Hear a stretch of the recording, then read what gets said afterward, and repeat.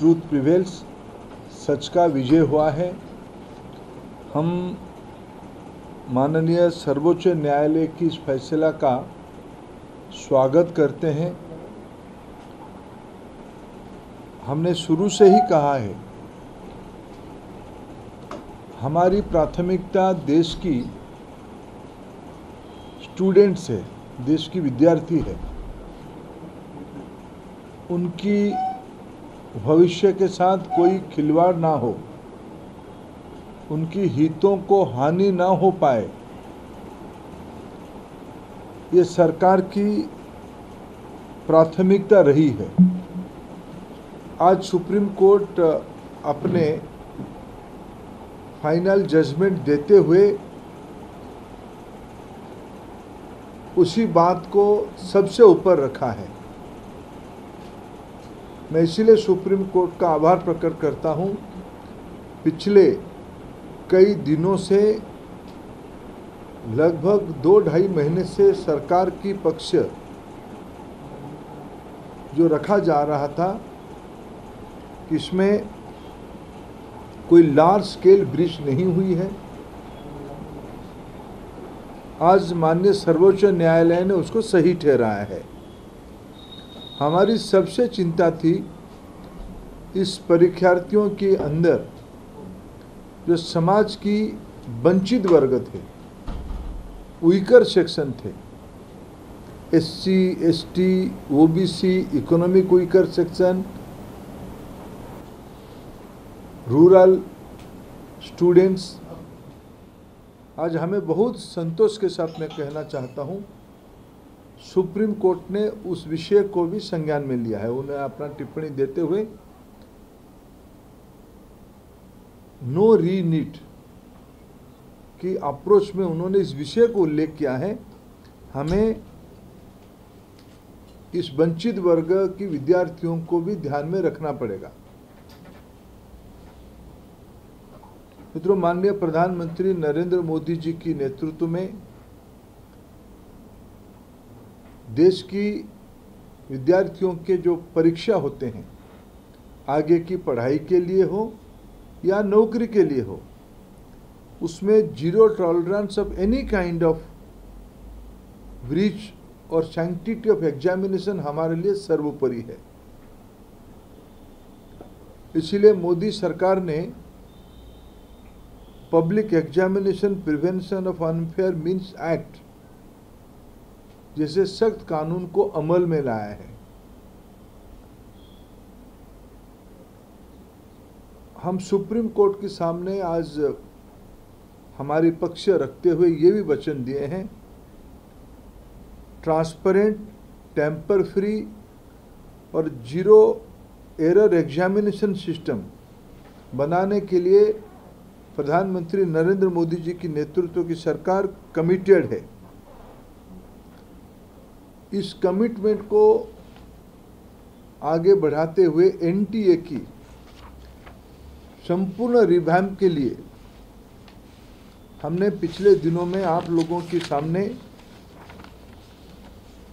एक उच्च स्तरीय कमेटी का भी घोषणा किया था। वो कमेटी अपनी काम बड़े तन्मयता के साथ कर रही है। हम सुप्रीम कोर्ट के सामने आज हमारी पक्ष रखते हुए ये भी वचन दिए हैं, ट्रांसपेरेंट, टेम्पर फ्री और जीरो एरर एग्जामिनेशन सिस्टम बनाने के लिए प्रधानमंत्री नरेंद्र मोदी जी की नेतृत्व की सरकार कमिटेड है। इस कमिटमेंट को आगे बढ़ाते हुए NTA की संपूर्ण रिवैम्प के लिए हमने पिछले दिनों में आप लोगों के सामने एक उच्च स्तरीय कमेटी का भी घोषणा किया था। वो कमेटी अपनी काम बड़े तन्मयता के साथ कर रही है। प्रोफेसर डॉक्टर राधाकृष्णन जो पूर्व चेयरमैन इसरो के हैं, डॉक्टर गुलेरिया जैसे देश की जाने माने चिकित्साविद भी उस कमेटी में हैं।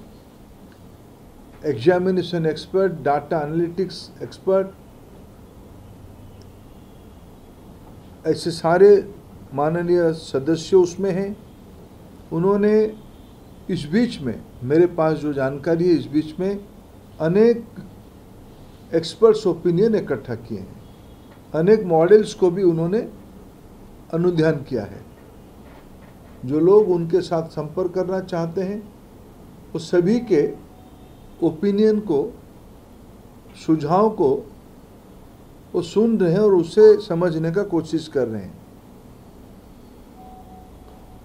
तो जल्द ही वो रिपोर्ट भी आएगा और मैं आपके माध्यम से देश की युवा पीढ़ी को, विद्यार्थियों को आश्वस्त करना चाहता हूं, एनटीए को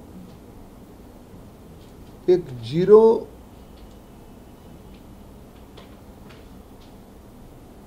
temper free, zero error free organisation बनाने के लिए हम लोग कमिटेड है। मैं और एक विषय कहना चाहूँगा, ये सारे प्रोसेस में जो अव्यवस्था हुई उसमें से जो लोग इन्वॉल्व है किसी को भी बख्शा नहीं जाएगा। सभी के ऊपर कड़ी से कड़ी कानूनी कार्रवाई की जाएगी। सीबीआई अपनी काम कर भी रहा है और हम इस अव्यवस्था को, इस गुनाह में संश्लिष्ट सभी गुनहगारों को भारत सरकार कमिटेड है उसको समूल खोज निकालने के लिए और उनके ऊपर कार्रवाई करने के लिए। मित्रों, मैं फिर एक बार देश की विद्यार्थियों को, देश की नौजवानों को, देश की उन विद्यार्थियों की अभिभावकों को और शिक्षा जगत से जुड़ी हुई सभी स्टेक होल्डर्स को मैं आश्वस्त करना चाहता हूं, प्रधानमंत्री जी के नेतृत्व में चलने वाले सरकार उनकी स्वार्थ को सर्वोपरि रखते हुए काम करती है और हम किसी भी प्रकार की अव्यवस्था को हम प्रत्यक्ष अप्रत्यक्ष प्रोत्साहित करने वाले ताकत को बख्शेंगे नहीं, उनके ऊपर कार्रवाई होगी। मित्रों, सारे के अंदर मैं और एक विषय उल्लेख करना चाहता हूं। पिछले नीट की मामला जब सामने आई है, विरोधी दल की भूमिका आज की सुप्रीम कोर्ट की जजमेंट के बाद भी स्पष्ट हुई। विशेष करके देश की नेता प्रतिपक्ष, लोकसभा में नेता प्रतिपक्ष काल तक जो रवैया अपनाए थे, देश की एग्जामिनेशन सिस्टम को अमान्य करना, उसको सेम कहना, उसको रबिश कहना, यह उनकी बौद्धिक स्तर का प्रमाण करती है।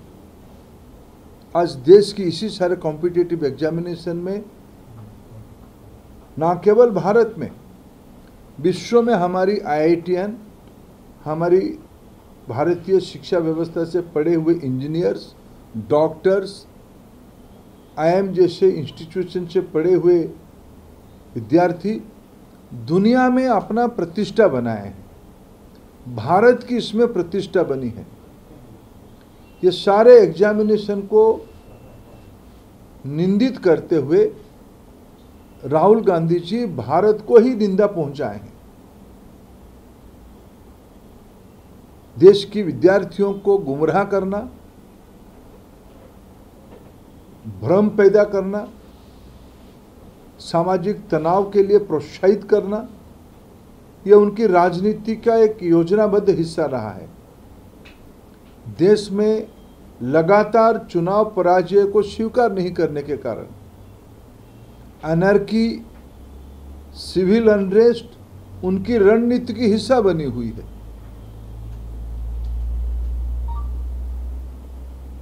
मैं उनको अपील करता हूं, पिछले दिनों में देश के अंदर और समूचा विपक्ष की जो लोग जिन लोगों ने इस गैर जिम्मेवाराना कामों में लगे थे, इन सबको मैं अपील करना चाहता हूं, कम से कम देश की नौजवानों को, देश की विद्यार्थियों को, उनकी अभिभावकों को वो माफ़ी मांगना चाहिए। राजनीतिक विषय अलग हो सकती है, लेकिन देश की मैं शुरू से कह रहा हूं, मैं राजनीतिक भाषा नहीं बोलना चाहता हूं। मैं कल लोकसभा में जिस प्रकार की कुतर्क दिया गया, भारत की शिक्षा प्रणाली को निंदित करने का अपचेष्टा किया गया, आज मैं अत्यंत दुख के साथ मर्यादा में रहते हुए अपील करना चाहता हूं कि आपने देश को ठेस पहुंचाया है, देश में अनर्की खड़ा करना चाहे, देश में एक सिविल अनरेस्ट हो, ये उसके आपने षड्यंत्र किया, देश आपको माफ नहीं करेगा। राजनीतिक प्रतिद्वंदिता अलग हो सकती है, राजनीतिक वाद विवाद अलग हो सकती है, लेकिन देश के विद्यार्थी बच्चे सभी के हैं, ये कोई पार्टी के नहीं होते हैं। उनकी खुशी, उनकी नाराजगी हम सभी के हैं। इसलिए मैं पिछले लगभग 2 महीने से सारा विषय को बड़े बारीकी से सरकार की ओर से हम देख रहे थे और संभाल भी रहे थे। हम भी कोशिश कर रहे थे कि कोई किसी भी प्रकार की हमारी वाणी के कारण किसी को आहत ना पहुंचे। लेकिन मित्रों, मैं आज फिर सुप्रीम कोर्ट की इस ऐतिहासिक जजमेंट के बाद फिर कहूँगा, सत्यमेव जयते, सच कभी छुप नहीं सकता है। कुछ विषय मैंने कल पार्लियामेंट में कहा भी है। देश की शिक्षा व्यवस्था को सुधारने के लिए, विशेष करके नौजवानों की हितों को सुरक्षित करने के लिए किसी ने क्या किया है, यह ऑन रिकॉर्ड है। हमने तो अपना हिसाब दिया कि हमने पब्लिक एग्जामिनेशन को सुचिता के साथ जोड़ने के लिए कानून भी लाया। जिन लोगों ने 2010 में कानून ला के वापस कर लिए, उनको ही उत्तर देना पड़ेगा किसकी दबाव में आपने कानून ला के आप उसको वापस किए थे। ये सारा विषय समाज के सामने अभी चर्चित है, उसमें सबको अपना अपना उत्तर देना ही पड़ेगा।